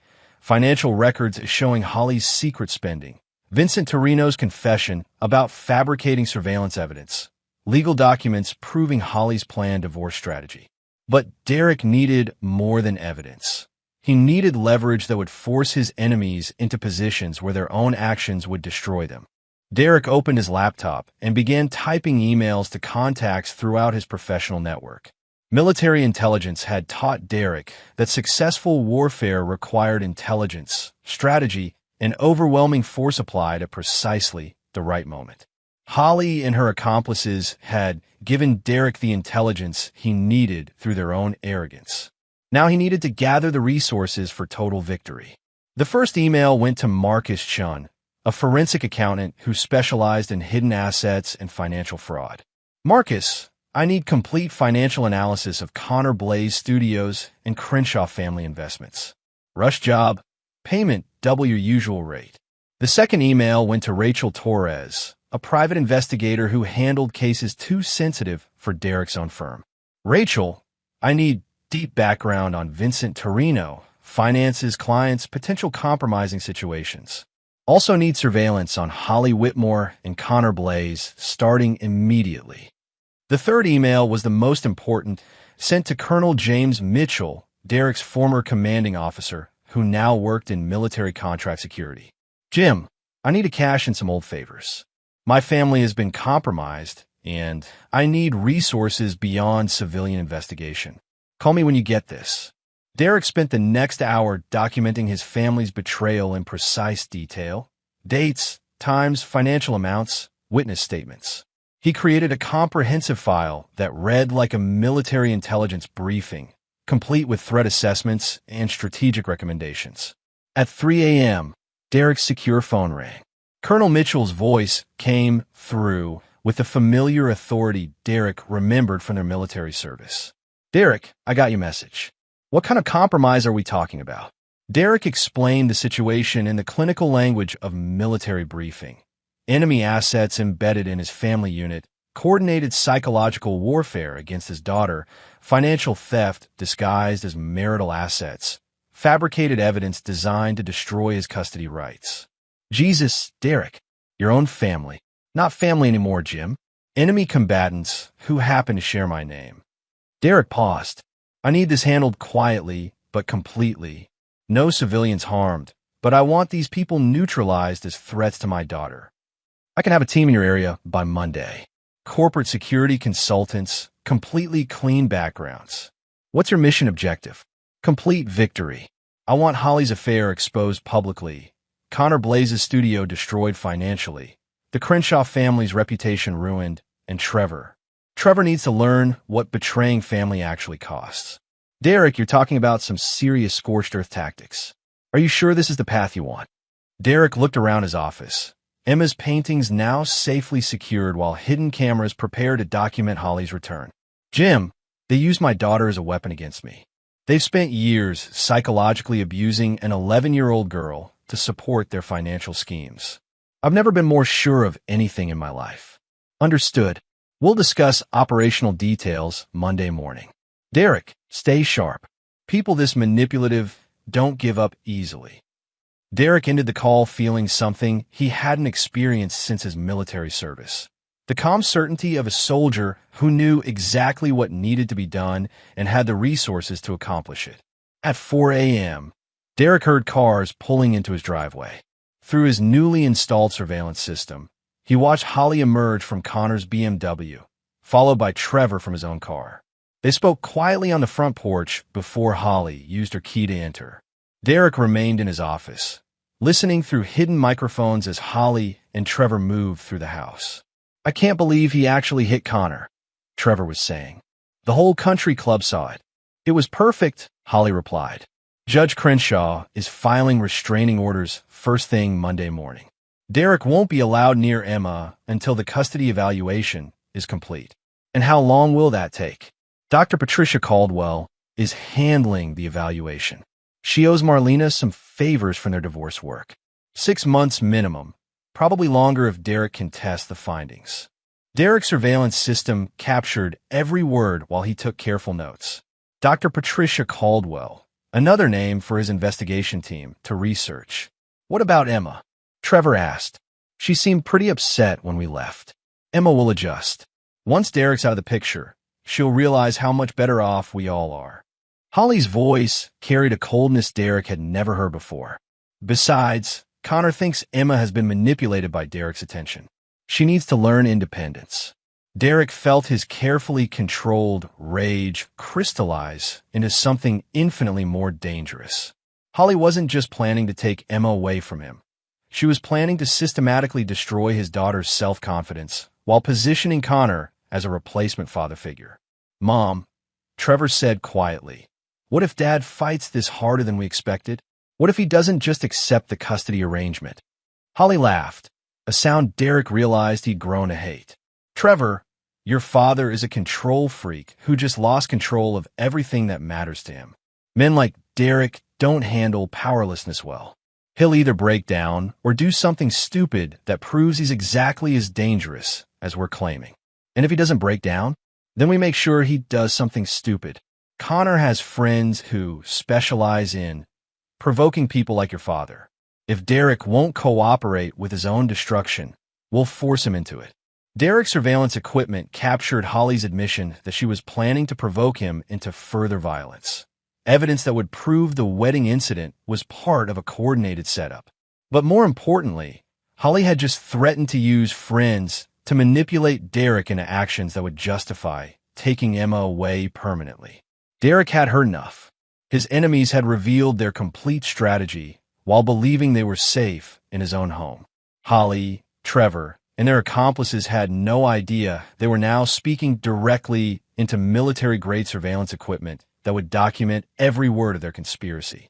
At 5 a.m., Holly and Trevor finally went to their respective bedrooms. Derek waited another hour before moving through his house, checking every camera angle and microphone placement. His home was now a perfect trap designed to capture every moment of his family's betrayal. Derek returned to his office and opened a new file on his computer, Operation Family Justice. For the next hour, he outlined a comprehensive plan that would systematically destroy everyone who had threatened his relationship with Emma. Phase 1. Document everything. Let Holly and her accomplices believe they were winning while recording evidence of their conspiracy. Phase 2. Coordinate with professional resources to investigate financial crimes, ethical violations, and potential legal charges against all involved parties. Phase 3. Strike simultaneously at every aspect of his enemies' lives: professional reputation, financial security, legal standing, and social relationships. Phase 4. Ensure Emma's safety and Derek's custody rights through overwhelming evidence of Holly's unfitness as a mother. Derek had no intention of fighting this battle in family court, where judges could be influenced by the Crenshaw family's connections. Instead, he would destroy his enemies so completely that custody of Emma would be academic. Holly would be too busy dealing with criminal charges and financial ruin to contest custody of anyone. As Sunday morning dawned, Derek felt the familiar calm of a soldier preparing for war. Holly, Trevor, Connor, and the Crenshaw family had made a fatal error in judgment. They treated Derek like a victim instead of recognizing him as a predator who'd temporarily forgotten how dangerous he could be. They wanted to see Derek lose control. They were about to discover what Derek Whitmore looked like when he maintained perfect control while destroying everything his enemies held dear. The wedding had been their victory. Now Derek would show them what his victory looked like. Chapter 7. The Unraveling begins. Monday morning arrived with unseasonable rain, the kind that turns expensive lawns into muddy reminders that nature doesn't respect human pretensions. Derek had been awake since 4 a.m., monitoring his surveillance feeds and reviewing the weekend's intelligence, while Holly slept peacefully in their bed, unaware that her every whispered phone conversation was being recorded. At exactly 7 a.m., Derek's secure phone rang. Colonel Mitchell's voice carried the crisp efficiency of military operations. Derek, my team landed 2 hours ago. We've established a command post at the Marriott downtown under corporate security consultation covers. What's your immediate tactical need? Full surveillance on all principals: Holly, Connor, Trevor, the Crenshaw family, and Vincent Torino. I want their communications monitored, their financial activities tracked, and their movements documented. Derek paused, watching Holly through his hidden cameras as she prepared coffee with unusual nervousness. Also, I need information warfare capabilities. These people destroyed my reputation publicly. I want theirs obliterated professionally. Understood. My tech specialist is already penetrating their digital communications. Connor Blaze's studio has remarkably poor cybersecurity for someone involved in financial crimes. Derek felt his first genuine smile in days. Financial crimes? Your friend Marcus Chun forwarded his preliminary findings. Connor Blaze Studios has been laundering money through art sales. Specifically, purchasing expensive pieces with cash, then reselling them to create clean transaction histories. The buyers are shell companies connected to offshore accounts. Derek processed this information, understanding immediately how it connected to Holly's conspiracy. How much money are we talking about? Conservative estimate? $3 million over the past 2 years. Your wife has been funding this operation through the secret credit cards she opened using your business as collateral. Derek felt the pieces clicking into place with mathematical precision. Holly wasn't just having an affair. She was financing a money laundering operation using Derek's business assets as collateral. When she divorced Derek and claimed half his assets, she'd be positioning Connor to access legitimate business funds for their expanded criminal enterprise. Jim, I want Connor Blaze destroyed by Friday. Financially, legally, and professionally. Can your team make that happen? Derek, we're not wetwork specialists. We do corporate security and intelligence. I'm not asking you to hurt anyone physically. I'm asking you to ensure that Connor Blaze's criminal activities receive appropriate attention from federal authorities while his business partnerships dissolve due to sudden revelations about his character. Colonel Mitchell was quiet for a moment. That we can handle. What about your immediate family situation? Derek checked his surveillance monitors, watching Holly speak on the phone in hushed tones while Trevor ate breakfast and ignored his mother's obvious distress. Holly thinks she has 6 months to complete Emma's psychological manipulation while I'm restricted by custody arrangements. She doesn't realize I'm documenting every moment of child abuse that occurs in this house. Derek's voice hardened. By Thursday, I want Emma safely in my custody while Holly deals with criminal charges that make custody hearings irrelevant. Understood. Derek, what about your son? Trevor's involvement in this conspiracy puts him in legal jeopardy too. Derek watched Trevor through the kitchen camera, noting his son's casual participation in conversation that assumed Derek's complete destruction. Trevor had chosen his side with full knowledge of the consequences. Trevor is an adult who made adult choices. He gets adult consequences. At 8 a.m., Derek's office phone rang with a call from Patricia Vance. Derek, Judge Crenshaw filed emergency custody restrictions this morning. You're prohibited from unsupervised contact with Emma pending a full psychological evaluation. The evaluation has been expedited. Dr. Patricia Caldwell will begin assessments Thursday. Derek smiled grimly. Holly's plan was proceeding exactly as his surveillance had captured her discussing. Patricia, I want you to request Dr. Caldwell's complete client history, financial records, and any previous relationships with the Crenshaw family. I also want immediate motions filed challenging Judge Crenshaw's authority to hear this case, given his family's financial interest in the outcome. Derek, challenging a federal judge requires extraordinary evidence of conflict of interest. Patricia, by Wednesday, I'll provide you with evidence that Judge Crenshaw's family has been actively participating in a conspiracy to defraud me of marital assets while manufacturing evidence to support custody restrictions. The conflict of interest won't be disputed. It will be criminal. Patricia was quiet for a long moment. Derek, what exactly are you planning? I'm planning to protect my daughter from people who've been psychologically abusing her while stealing my money to finance their criminal enterprises. Everything beyond that is just legal housekeeping. Derek ended the call and immediately contacted Marcus Chun. Marcus, I need accelerated analysis on all financial connections between the Crenshaw family investments and Connor Blaze Studios. Also, Dr. Patricia Caldwell. Any financial relationships with parties involved in my case. Derek, I've been working on this since Saturday. The connections are extensive and clearly criminal. Judge Crenshaw's investment portfolio includes 3 shell companies that have purchased art from Connor Blaze at dramatically inflated prices. Dr. Caldwell has received consulting payments from Marlena Crenshaw's divorce practice, totaling $180,000 over the past year. Derek felt the satisfaction of a chess player seeing his opponent's moves 3 turns ahead.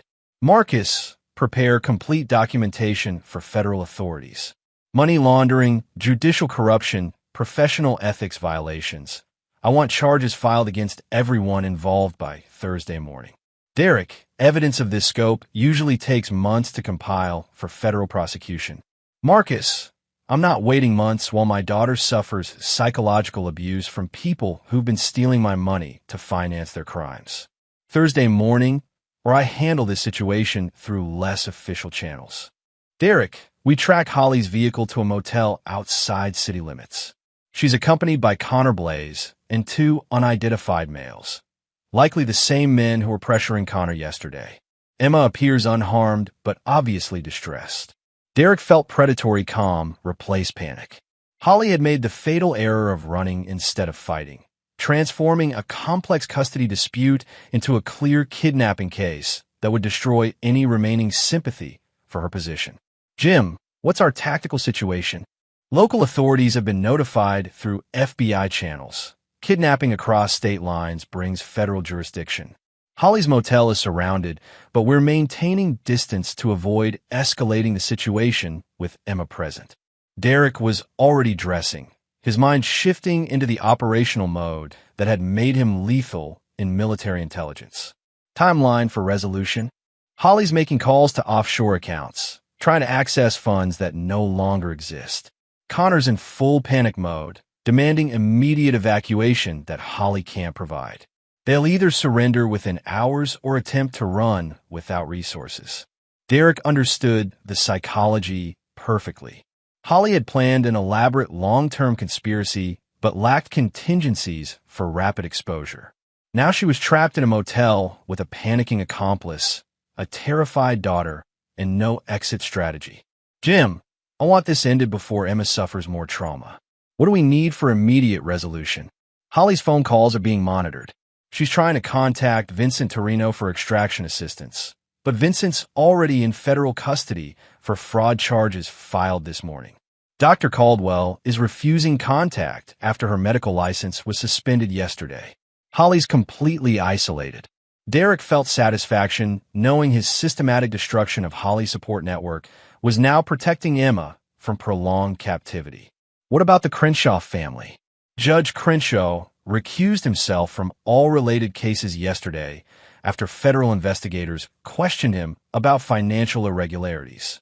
Marlena Crenshaw's law practice is under federal investigation for money laundering connections. Ashley Crenshaw filed for emergency annulment of her marriage to Trevor this morning. Derek processed this information, understanding that Trevor's new marriage had collapsed within 72 hours of the ceremony Derek had financed. Where's Trevor now? Trevor's at your house, apparently waiting for you. Our surveillance suggests he's unaware of Holly's kidnapping attempt. Derek drove home with grim purpose. Trevor had participated in the conspiracy to destroy Derek's relationship with Emma, but kidnapping was a line Trevor hadn't crossed yet. Derek would give his son one opportunity to choose family over the criminal enterprise he'd supported. Derek found Trevor in the kitchen, scrolling through his phone with the casual indifference that had characterized his attitude throughout the conspiracy. Trevor looked up as Derek entered, his face showing neither surprise nor concern. "Dad, where's Mom and Emma?" Derek studied his son's expression, looking for signs of genuine ignorance versus calculated performance. Trevor's micro-expressions suggested real confusion, indicating he hadn't been informed of Holly's escalation. "Trevor, your mother kidnapped Emma early this morning. She's currently in federal custody pending charges for kidnapping, money laundering, and conspiracy to commit fraud." Trevor's phone clattered to the kitchen table. "What? Dad, that's impossible. Mom wouldn't."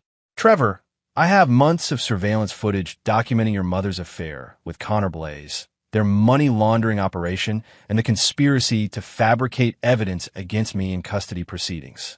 You've been an active participant in most of these crimes." Derek watched his son's face cycle through confusion, denial, and growing recognition as the full scope of Holly's activities became clear. "Dad, I didn't know about any kidnapping. I thought Mom was just trying to protect Emma from your anger issues." Derek felt a moment of genuine sadness for the son he'd raised to have better judgment than this. "Trevor, you witnessed me being provoked into violence by a coordinated setup designed to make me appear dangerous. You knew Holly was having an affair and using my money to finance it. You participated in psychological abuse of your 11-year-old sister to support Holly's custody claims." Trevor's face flushed with the angry defensiveness of someone confronting their own moral failures. Emma gets too much attention. You spoil her while I have to work for everything. Trevor, you graduated from Harvard Law School without student loans because I paid your complete education costs. You've received luxury cars, expensive vacations, and wedding financing that cost more than most people's houses. What exactly did you work for? Trevor stood from the kitchen table, his face contorting with years of suppressed resentment. I worked for your approval. Everything I accomplished, you find some way to make it about Emma instead. Emma's art, Emma's intelligence, Emma's future. What about my achievements? Derek recognized the poisonous psychology Holly had cultivated in their son. Competitive resentment against his own sister, entitlement masquerading as victimhood, and the fundamental selfishness that had made Trevor complicit in child abuse. Trevor, Emma is 11 years old. She's not your competition. She's your sister who needed protection from people trying to hurt her. You chose to join her abusers instead of defending her. I chose Mom's side because Mom actually pays attention to my needs instead of obsessing over Emma like some kind of... Derek's military training kicked in before Trevor could finish the sentence that would have permanently ended their relationship. Instead of responding with violence, Derek simply stared at his son until Trevor's words died in uncomfortable silence.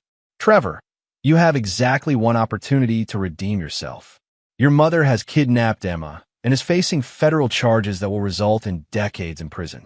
You can either cooperate with authorities to help rescue your sister, or you can continue supporting criminals who are traumatizing a child. Trevor's phone buzzed with a text message. Derek watched his son's face go pale as he read the message. It's from Ashley. She's filing for annulment. Her family's lawyers say I'm involved in criminal conspiracy and the marriage needs immediate dissolution to protect their assets. Derek felt no sympathy for Trevor's shock. Ashley's family discovered that Holly's conspiracy would expose them to federal investigation for judicial corruption. They're protecting themselves by abandoning you. Dad, what am I supposed to do? My marriage is over. Mom's apparently kidnapped Emma, and you're acting like I'm some kind of criminal. Derek looked at his son, the golden child he'd been so proud of, now revealed as someone willing to abuse his own sister for financial advantage, and felt only cold assessment. Trevor, you were some kind of criminal. You participated in conspiracy, fraud, and child abuse. The question is whether you're going to continue being a criminal or start being family. Derek's secure phone rang with an update from Colonel Mitchell. Derek, Holly's situation is deteriorating rapidly. Connor's demanding immediate evacuation that Holly can't provide. Emma's crying and asking for you. We need to move toward resolution.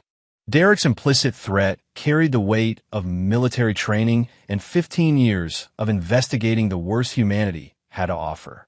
Marcus understood immediately. Thursday morning.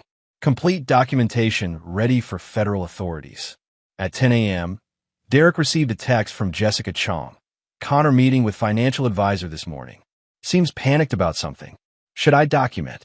Derek typed back, document everything. How panicked? Jessica's response came immediately.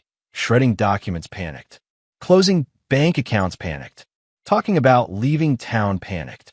Derek felt predatory satisfaction. Colonel Mitchell's team was clearly applying pressure faster than Connor could process. By evening, Connor would be desperate enough to make the kind of mistakes that would provide Derek with everything he needed to destroy Holly's conspiracy completely.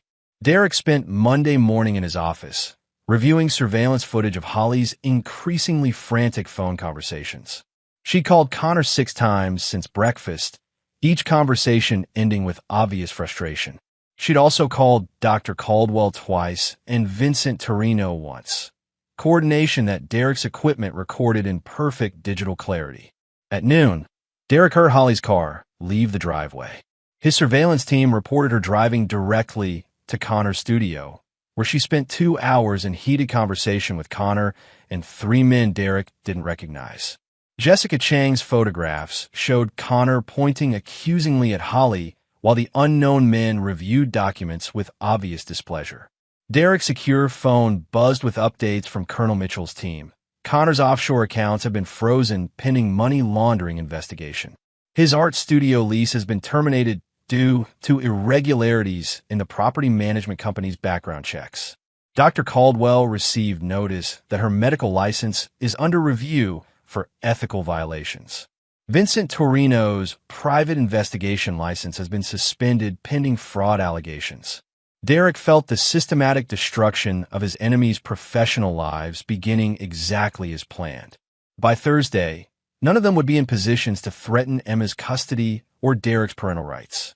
But Derek's satisfaction was interrupted by a call from Emma's school. "Mr. Whitmore? This is Principal Anderson. Emma hasn't been picked up from school, and we can't reach Mrs. Whitmore." Emma seems quite distressed. Derek felt cold panic override his strategic planning. "I'll be there in 10 minutes. Derek violated several traffic laws reaching Emma's school, where he found his daughter sitting in the principal's office with tear-stained cheeks and the kind of hollow expression Derek recognized from children who'd suffered trauma beyond their understanding. "Emma, sweetheart, what happened?" Emma threw herself into Derek's arms with desperate relief. "Dad, Mom was supposed to pick me up, but she never came. The school kept calling her, but she didn't answer." Principal Anderson approached with obvious concern.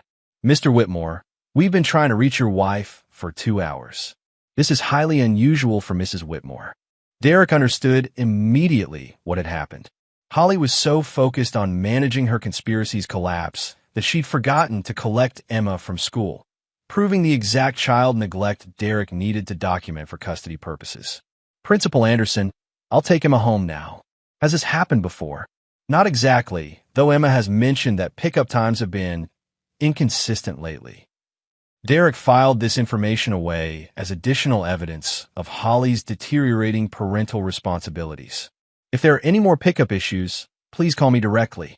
Derek drove Emma home while she explained her growing anxiety about her mother's recent behavior.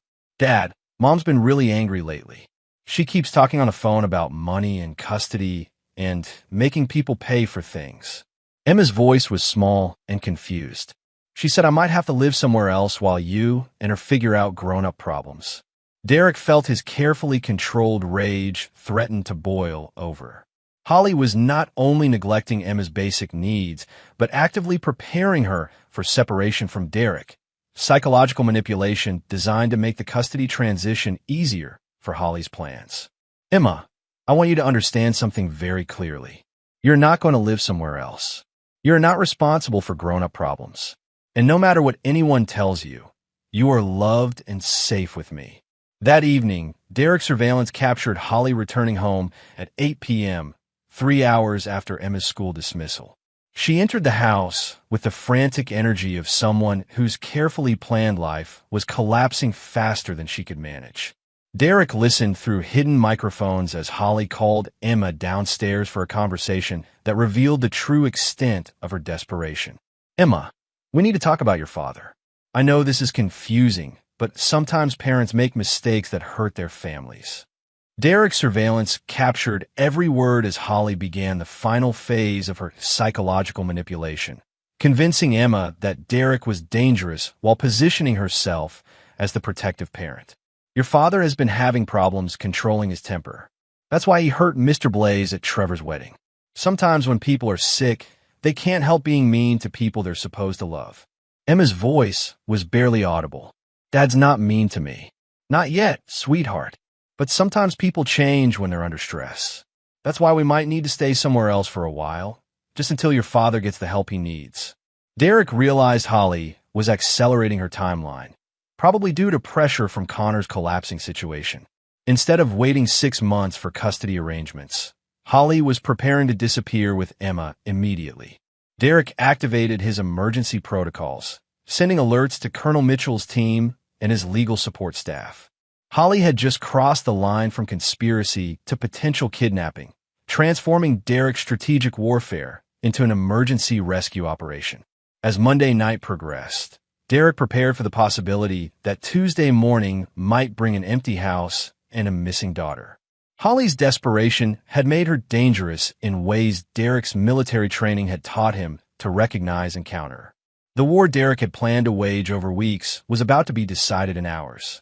Holly had forced his hand by threatening Emma's immediate safety, But Derek had spent his career responding to exactly this kind of escalating threat. Tuesday would determine whether Derek's strategic planning had been thorough enough to save his daughter from people who'd proven they would sacrifice Emma's welfare for their own survival. Chapter 8. The Final Trap Springs. Tuesday morning shattered Derek's careful planning when he woke to find Holly's side of the bed empty and Emma's room vacant. The surveillance footage showed Holly entering Emma's room at 4 a.m., waking her daughter with whispered urgency, and leaving the house within minutes carrying pre-packed suitcases. Derek's secure phone was already ringing as he reviewed the footage. Colonel Mitchell's voice carried the calm efficiency of military crisis management. Derek covered the phone, addressing Trevor directly. "Your mother and Connor are trapped in a motel with Emma. Federal agents are surrounding the building. Holly's going to prison regardless of what happens next, but Emma's trauma level depends on how quickly this resolves." Trevor stared at Derek with the expression of someone whose entire worldview was collapsing. "What do you want me to do? Call your mother. Tell her you love Emma more than you hate me. Convince her to release Emma before federal agents have to extract her by force." Trevor picked up his phone with shaking hands, dialing Holly's number, while Derek listened to the conversation that would determine whether his son had any redeeming qualities remaining. "Mom, it's Trevor. I'm with Dad, and he says you have Emma at a motel. Mom, please listen to me. Whatever you and Connor planned, it's over. The FBI is surrounding you. You need to let Emma go before this gets worse." Derek could hear Holly's voice through the phone, frantic, angry, defensive, but couldn't make out her words. "Mom, I don't care about the money or the divorce or any of that. Emma's 11 years old. She's scared and she wants Dad. Please don't make this worse for her." The conversation continued for several minutes while Derek monitored updates from the federal team. Holly was clearly struggling with the reality that her elaborate conspiracy had collapsed within days of Derek discovering the truth. Finally, Trevor ended the call and looked at Derek with something approaching humility. "She's going to release Emma to federal agents. Connor's surrendering separately. Apparently, he wants to cooperate with authorities to minimize his own charges." Derek felt relief flood through him as his secure phone confirmed Trevor's report. Federal agents report Holly is exiting the motel with Emma. Child appears unharmed but distressed. Holly is being taken into custody without incident. Derek was already moving toward his car when Trevor called after him. "Dad, what happens to me now?" Derek paused at the kitchen door, looking back at his son. "Trevor, that depends entirely on what kind of man you choose to be from this point forward. You can spend the rest of your life making excuses for hurting your sister, or you can spend it earning her forgiveness." Derek drove toward the federal detention facility where Emma was being processed as a kidnapping victim, his mind already shifting from warfare to the careful work of helping his daughter heal from trauma that should never have happened.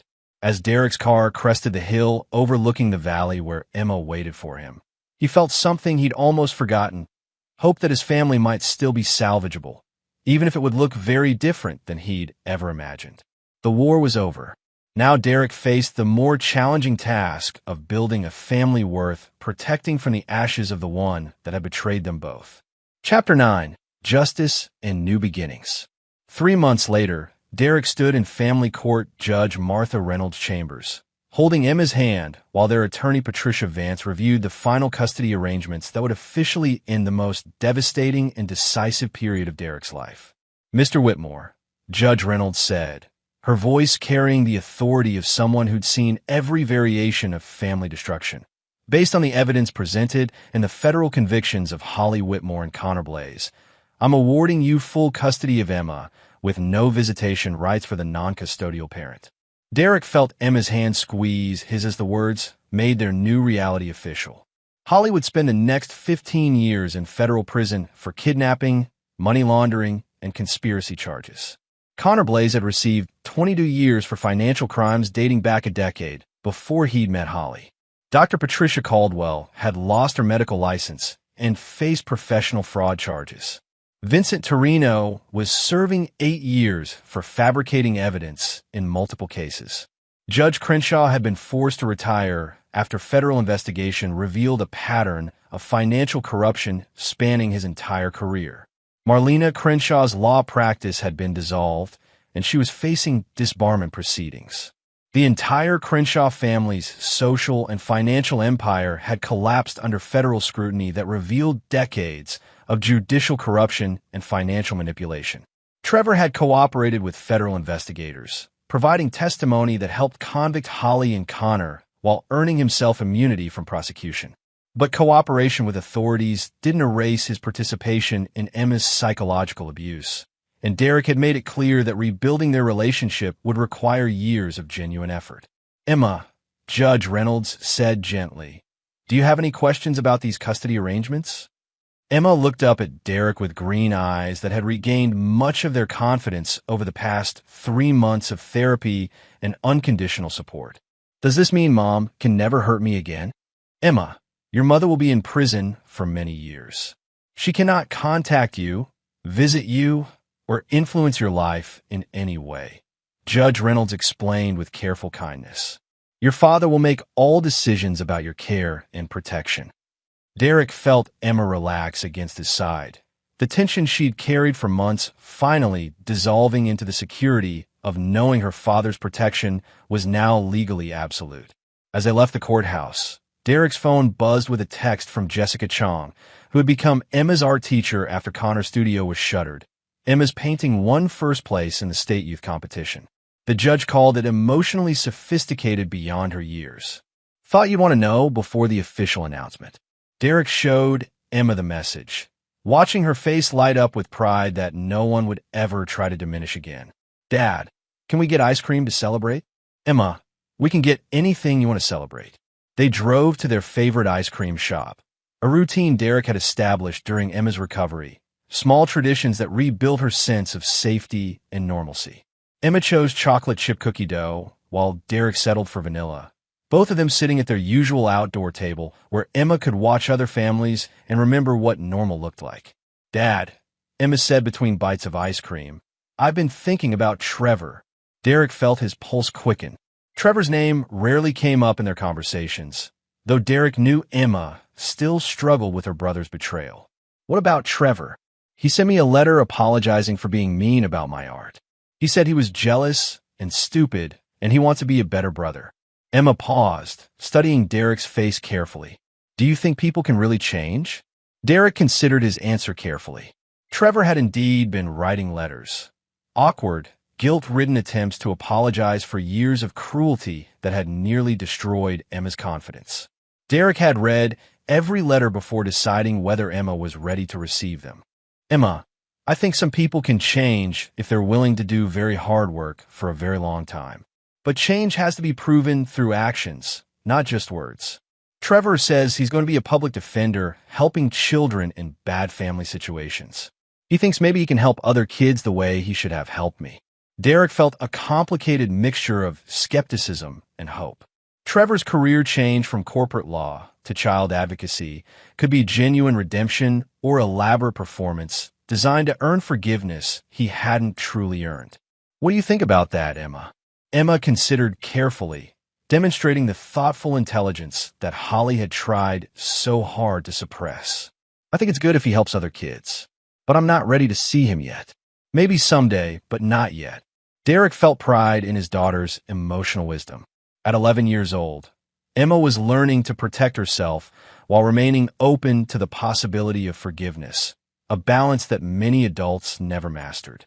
"Emma, you never have to see or forgive anyone until you're ready. And if you're never ready, that's okay too."